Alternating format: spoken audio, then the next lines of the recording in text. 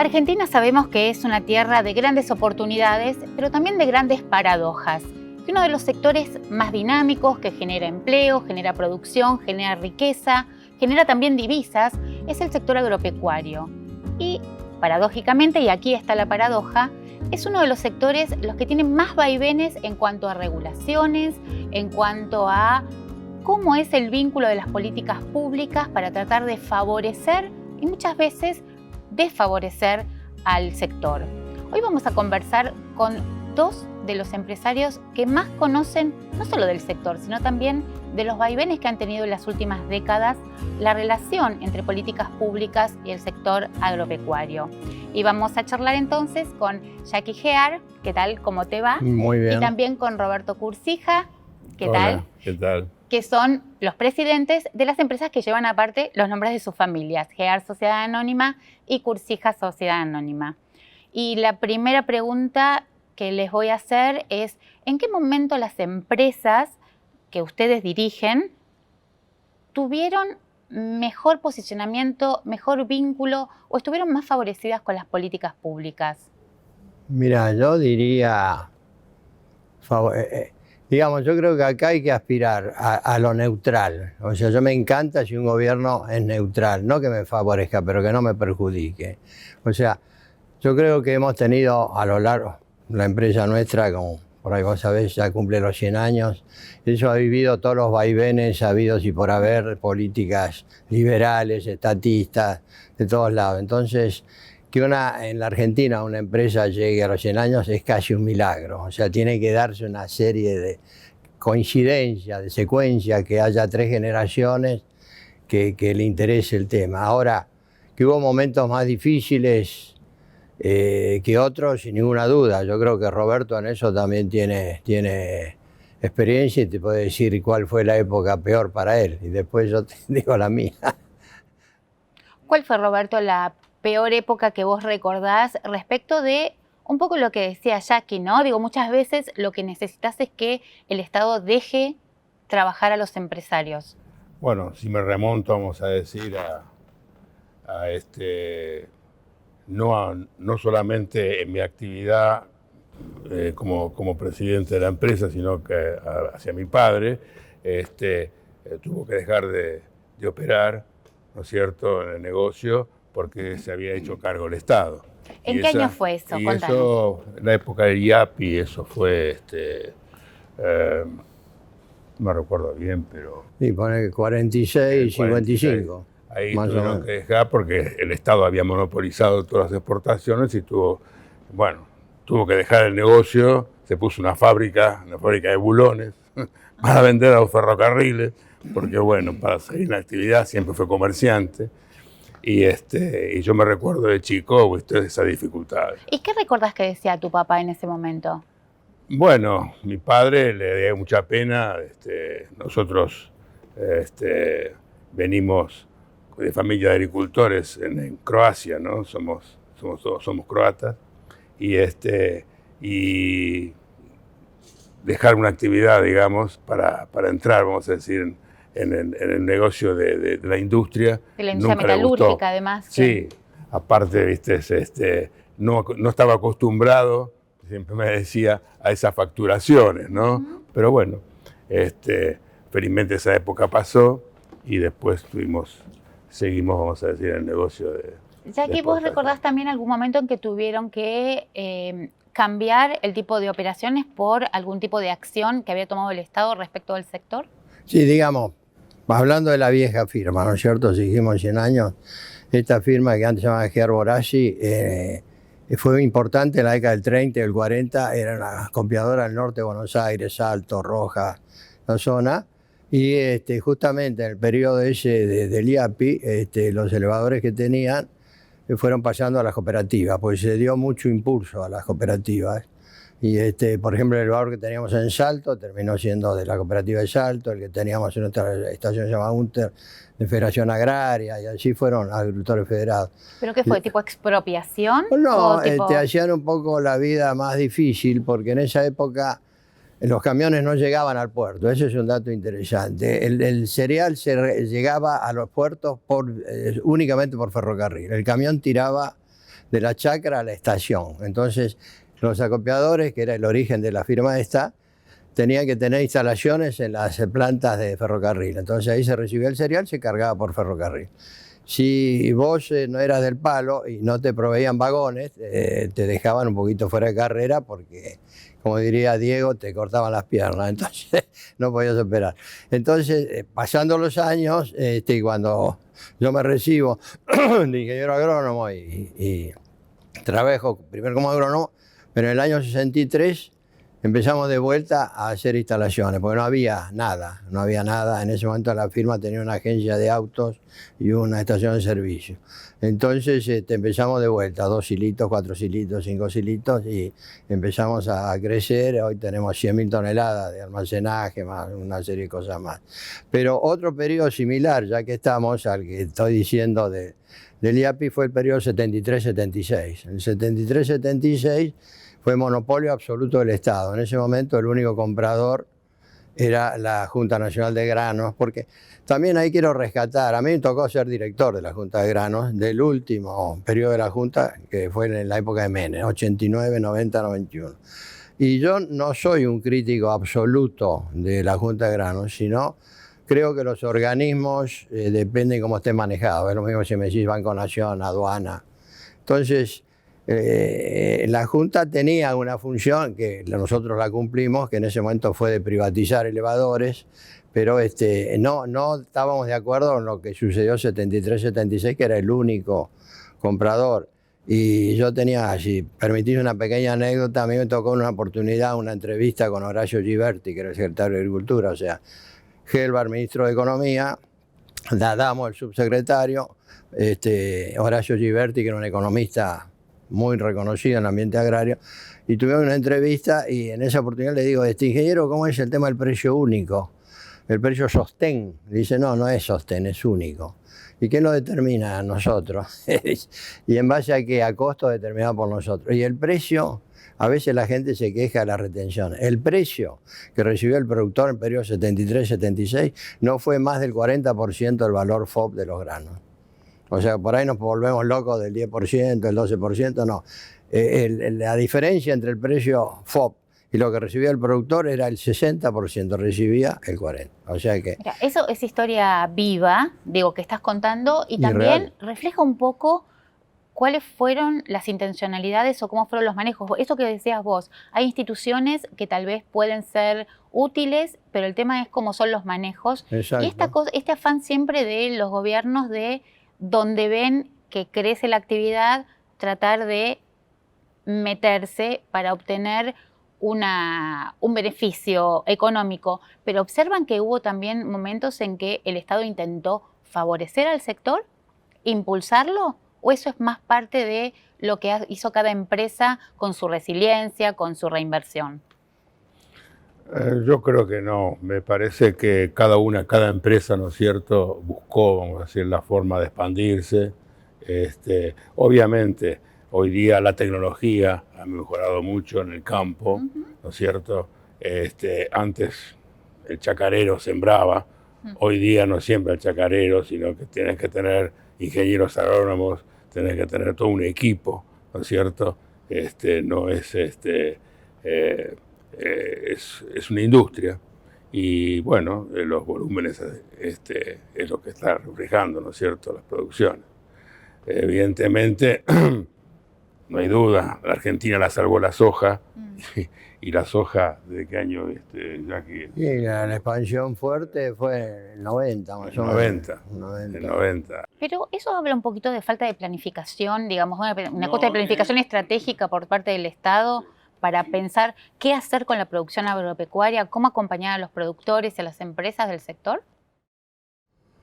Mirá, perdón, pero yo creo que planificación en la Argentina no existe, no es cero. Yo recuerdo, yo tuve una oportunidad de verlo a Raúl Prebisch, cuando era presidente de Frondizi, un congreso de fitotecnia acá en el año 61. Espectacular la inauguración, Frondizi y su gabinete, y el orador principal fue Raúl Prebisch. Y tuve la oportunidad de escucharlo a Prebisch a 5 metros, 6 metros, y dijo una frase que nunca me olvido. Dice, la economía no debe ser dirigida, sino planificada. Entonces, en la Argentina yo creo que nunca estuvo planificada. Digamos, tuvo épocas sumamente dirigidas y tuvo épocas de estado ausente. O sea, vamos de un bandazo al otro. Yo no creo ni en el estado ausente ni en el dirigismo absoluto, pero sí creo en la planificación. ¿Y la planificación cómo se logra? Con medidas impositivas, crediticias. Yo, por ejemplo, te diría, si alguien quiere poner una planta de etanol en Formosa, le diría, señor, vaya y póngalo, y tiene 10 años de grabación impositiva con tal que ponga la planta de etanol, porque va a generar riqueza, va a generar un consumo de granos en esa zona, va a generar que el subproducto del etanol va a servir para aumentar un feedlot en la zona. O sea, ese tipo de cosas que algunos gobiernos lo hicieron. Bueno, eso lo hizo Frondizi con el paralelo 42, que se favorecía lo que iba a la inversión al sur.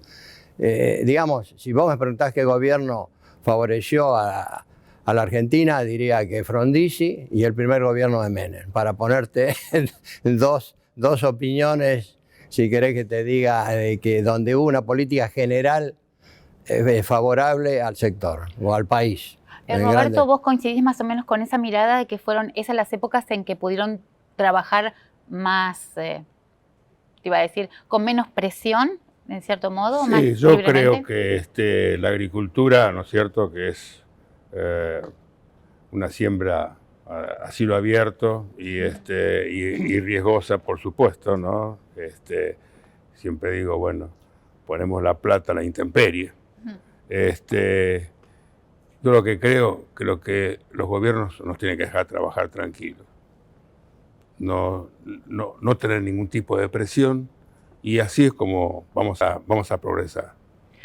Estaba pensando mientras los escuchaba a ustedes como la idea de generar una especie de política de Estado vinculado, ¿no?, con el sector agropecuario, como para que se sostenga a lo largo del tiempo, como otros países hacen con sus actividades principales. Pienso tal vez Brasil con la industria, ¿no?, por ejemplo, como que falta eso, de que sea, si es una actividad tan central respecto de la economía del país, ¿por qué no se genera una política de Estado perdurable? Reglas claras, reglas permanentes.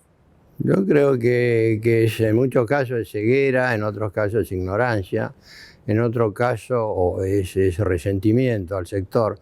Pero yo creo que el agro para un país como la Argentina es tan importante como el petróleo para los árabes, digamos, por decirte algo sencillito.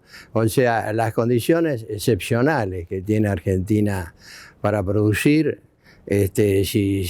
ahora, también reconozco que si la producción creciera, no hay infraestructura, ojo. No hay infraestructura. O sea, Entonces ahí estamos en un cuello de botella. Este país está dimensionado para vivir en crisis.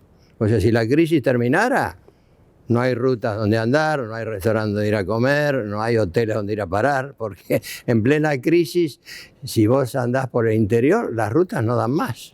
No dan más. Están produciendo 130 millones de toneladas con un sector, digamos, una política que claramente no es favorable al sector. Si fuera favorable, ponerle que puede ir a 160, sin exagerar. Pero por otro lado, tendrías problemas en los puertos, 10 puntos. O sea, los puertos argentinos, ningún problema. O sea, tenés el agro argentino, 10 puntos. El productor argentino es de los mejores del mundo, porque el productor argentino es hijo, nieto y bisnieto de italianos, de croatas, de irlandeses, pero tiene una cultura agrícola extraordinaria. Es un balazo produciendo, es el mejor productor del mundo probablemente. Los puertos son muy eficientes, tenés puertos buenos desde Timbú hasta Bahía Blanca, pero te falta en el medio la red ferroviaria y te faltan los caminos, ¿no? Entonces tenés problemas de... Pero bueno, si se diera, eso es muy rápido, eso es rápido. Los chinos te hacen una autopista en 6 meses, entonces todo está si le das las condiciones. Si les preguntara qué falta para reimpulsar, para impulsar definitivamente el desarrollo del sector, vos me hablas de infraestructura de caminos, no sé si ves alguna otra cosa, ¿y qué te parece a vos, Roberto? Y es lo que dice ya, que el productor es muy eficiente, tranqueras adentro. Tranqueras afuera tienen todos los problemas. Caminos, sobre todo, transporte. Y después, bueno, la política de Estado en su momento. Hay una cosa, vos dijiste resentimiento, rencor, hay una cuestión así como que los gobiernos ven al campo a veces como amigo, a veces como adversario. Digo, es una relación bastante ciclotímica, por definirla de algún modo. Yo creo que hay una gran ignorancia que arranca, por tal uno a esta altura, yo estoy como Almafuerte, con la verdad no ofendo ni temo, ¿viste? A esta altura el partido lo puedo decir, arranca con el primer gobierno de Perón. Perón personalmente creía que el agro no era tan importante y que había que desarrollar la industria. Entonces son dos cosas, porque acá también se confunde el campo con el viejo tema de la oligarquía vacuna y con la pampa gringa. O sea, hoy en día, bueno, cuando se termina el gobierno de Isabel Perón, toda la Argentina producía 23, 24 millones de toneladas. Ahora estamos hablando, no han pasado 100 años, han pasado, qué sé yo, 30 y pico, una cosa así, y estamos produciendo, o sea, el 400% más, y el área creció el 50%, quiere decir que todo lo demás es tecnología. Entonces, andando más o menos con brecha cambiaria, con retención y con la mar en coche, tenés 130 millones. Si tuvieras todo lo otro, tendría mucho más. Pero entonces, lo que hay que entender es que el agro hoy en día es una industria de alto nivel, porque por ejemplo, los australianos, los canadienses, hablan de la industria del trigo, no dicen la producción, es la industria del trigo. Y un productor en Canadá, un productor en Australia es muy respetado socialmente. Acá siempre se considera que...